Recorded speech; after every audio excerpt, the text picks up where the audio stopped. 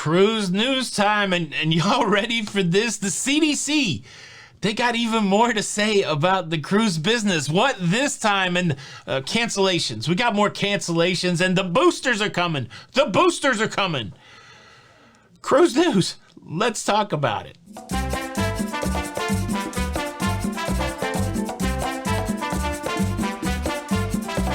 Hey, what's up, everybody? Welcome back to Lido, Loca. My name's Tony, and I'm your host, and here with the latest cruise news updates. I lost my mind just for a second. Welcome to the show. It is the 12th of January. Gosh, is that an age thing? My whole brain just stuttered. Welcome to January the 12th, 2022. Welcome to a Tuesday.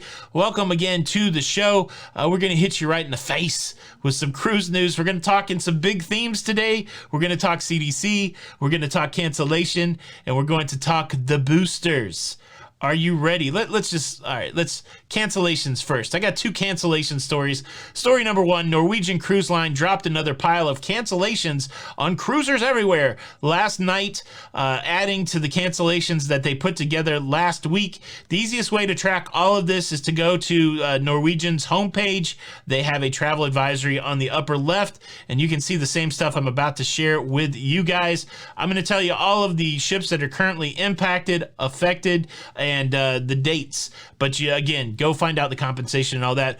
Norwegian Pearl, all the dates through and including the 17th.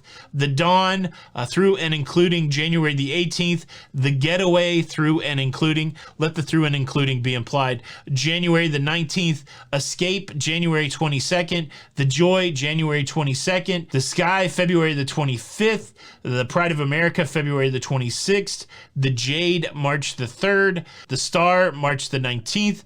The Sun, April the 10th. And the Spirit, April the 23rd. Of course, we always ask the question, were you canceled? Were you a part of this latest round of cancellations? We empathize and commiserate with you. Leave a comment below so that we can, I can put a heart on it. Man, the cancellation day, quite the bummer. Now, it's also cancellation day for a theme cruise that I track along with because I'm always interested in it. The 4th edition of the Chris Jericho Rock and Wrestling Rager at Sea cruise has been postponed from 2022. It was supposed to happen in March of 2022. That is being postponed until next year, until February of 2023. So if you were looking forward to jumping on a cruise ship and enjoying some time with your favorite wrestlers that are friends with Chris Jericho, well, it's been cancellated, postponed, moved until next year. All right, let's exit that conversation on cancellations and open the door on a conversation about boosters. We have more cruise lines coming out saying that boosters will be required, and we also have a port of call in the United States that will be requiring you to be boosted before you can visit there from a cruise ship. First and foremost, let's talk about companies that are requiring a booster. Now, it's been a couple weeks since P&O and Cunard announced a booster requirement for just some very specific sailings. For a couple sailings in the UK that are lasting like beyond a month. But now we have a few cruise lines coming out saying that they will require passengers to be boosted for all sailings. First, let's start with Hapag-Lloyd. Hapag-Lloyd, a German-based cruise company that is partially owned by Royal Caribbean.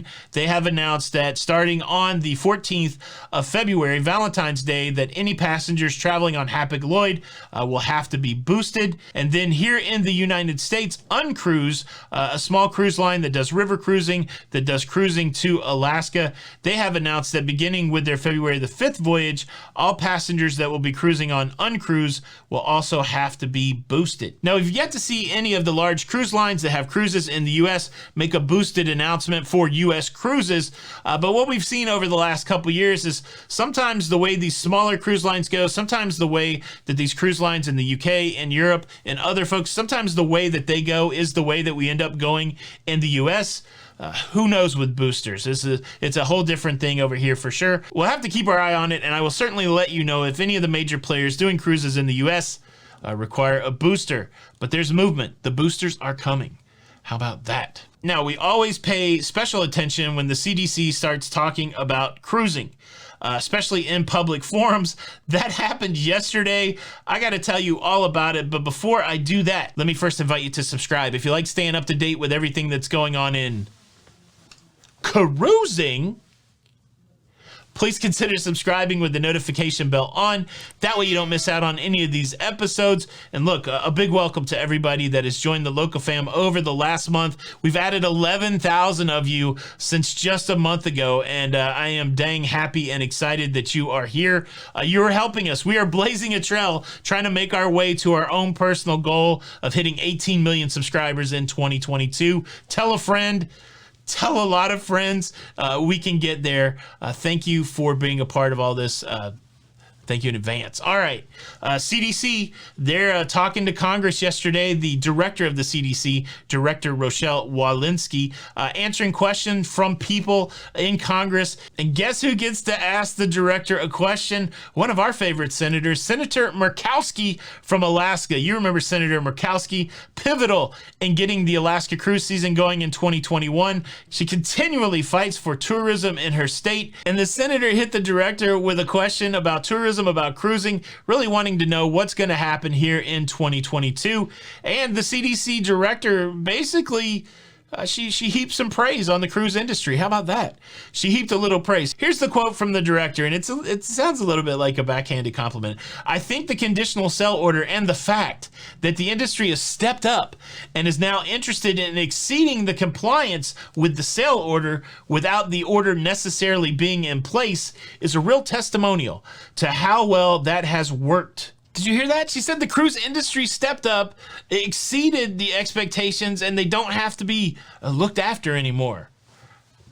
Wow. She also talked a little bit about the Omicron variant and how cases really skyrocketed in the last 2 weeks of December of 2021, seeing a 30 times increase in cases during that time period. But again, reaffirming the fact that the cruise industry is going to be able to do their own thing as the conditional sell order expires. The cruise industry will continue to work with the CDC in an advisory relationship, and that's what we anticipate happening on the 15th of January. And look, I should probably leave well enough alone at this point and just finish out the show, but I can't do it.